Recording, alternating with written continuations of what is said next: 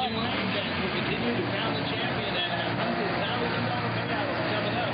Right now, though, at 64 cars and double the field, the best, as far as I'm concerned, when you get to sportsman racing, has to come in competition eliminator. I don't know about those guys and gals up in the 1,000-foot club, but we want to welcome them once again here on Sunday at the U.S. Nationals as we get ready to go with competition eliminator. The indexes are on the scoreboard for you, folks, at 739 and 892. 64 cars, the only time through the course of the racing season that you have a field of stellar competition eliminator contestants as we do this weekend. Normally in the Federal Mobile Drag Racing Series, contested at 32 cars. But when you have twice the field, you also have twice the number at 113 entries.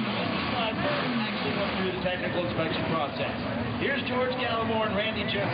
And the irony of the entire situation is that 9 cars were better than 4 tenths of a second under the index.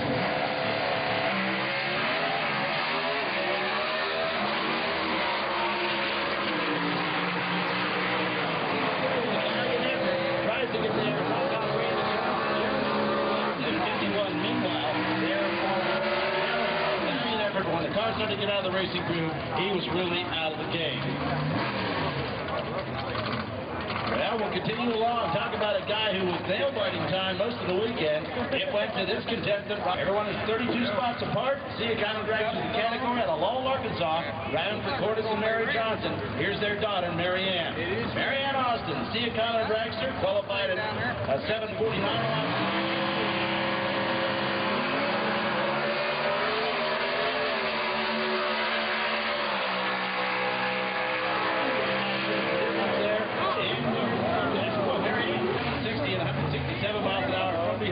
With 854 at 157. Aaron Austin on the quick state side takes the win.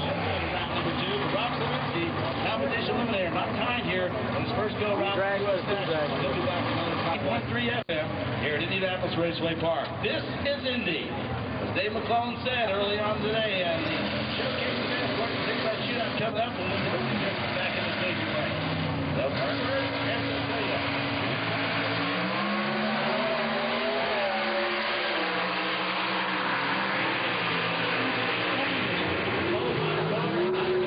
33.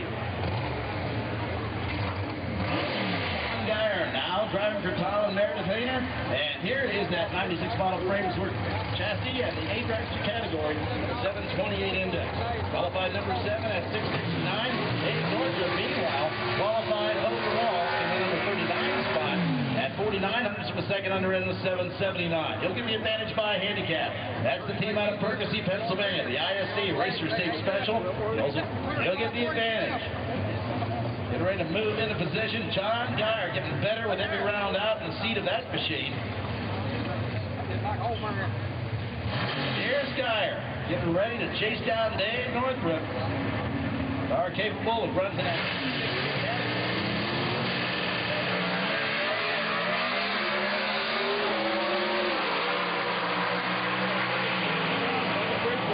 Inside, got him at 680 at 176 miles an hour off the throttle there. We are taking the dragster category. When I say off the throttle, 176, basically 200 miles an hour. And there's Larry Pritchett, his wife Eunice out of Clark Range, Tennessee. That is the legendary Super Modified. He will take on the little F-Dragster losing. At 166 inches, that 4-cylinder Pontiac is going to take on that heavy old Calais. I feel sorry for Blusick because he'll higher in the category. Number 13, Blusick, meanwhile, has the distinct option here of giving him the handicap. Now, Larry Pritchett, with the qualified car, gets the advantage, 888 to 886. Interesting stuff when he qualified for the 45.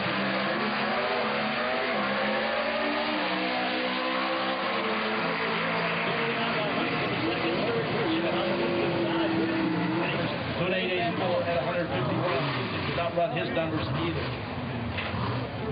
Well, now you're looking right into the Oldsmobile of Larry Joe C. Out of the Chevrolet Buick Olson Chrysler Plymouth dealership out of Mayfield, Kentucky. Here comes the 25-year-old. Along with Dad, Tom Wolf, crew chief on the car, and along David Strauss. 797, that's the index. 892 for Larry Joe C. Matched up here in round number 1 of competition eliminator at the U.S. Nationals. All we've seen so far in comp have been qualifying runs.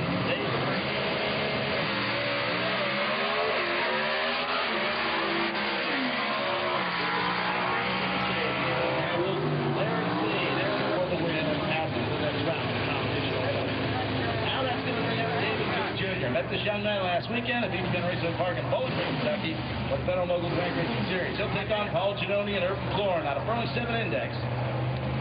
Getting 27 hundredths of a second from Giannone. Giannone qualified number 54, Cook at number 22. Almost seems like an insurmountable thing. David Cook, 797, gets ready to pull up the stage.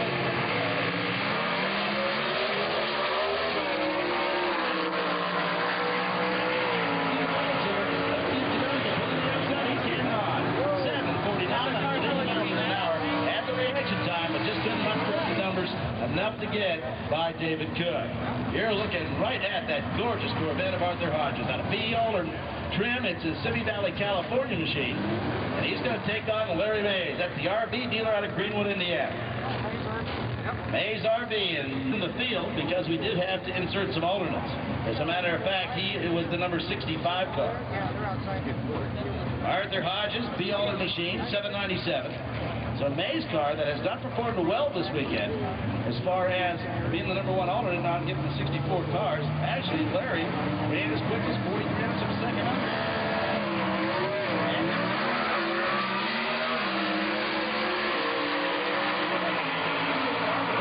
Moves around number 2.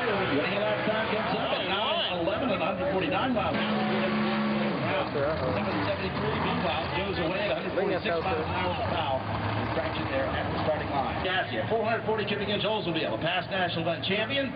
Also, along with his crew chief, Greg Krause, they are tough to handle. At 59 hundredths of a second under, they've run as quick as 677. That is quicker and faster than the national index and record. Very still.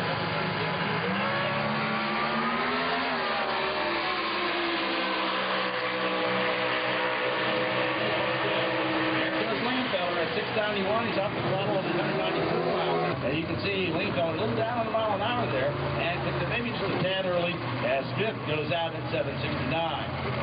And now that's going to bring up the 4-time Winston champion here in the home division. The new car is the Arnold cylinder heads dragster. That is a 252 cubic inch inline 6-cylinder Ford. One of his cylinder heads on top for the guy who qualified overall number 4. Gary Maurer built the chassis. Glenn Treadwell will match up alongside him with an Econo Walter out of Sorrento, Florida. The undercover chassis team, 23 T-Model 4, 310 cubic inch Chevrolet for Treadwell. He qualified number 36. Like I said, in round number 1, everyone is 32 spots apart. Terry Arnold down at number 4.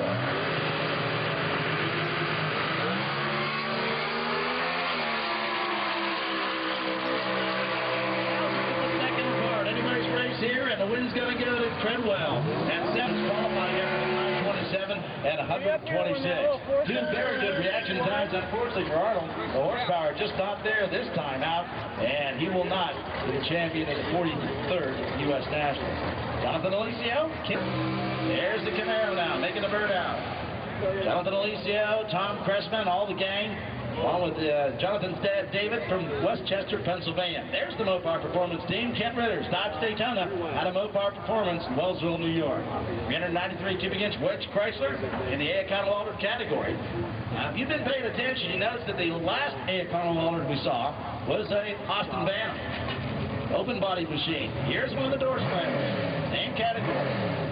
Weight to cubic inch displacement situation. The Econo Walter. Mandatory single 4-barrel carburetor, automatic transmission. He's super modified for Alicio. Modifications there within the confines of the NHRA rulebook.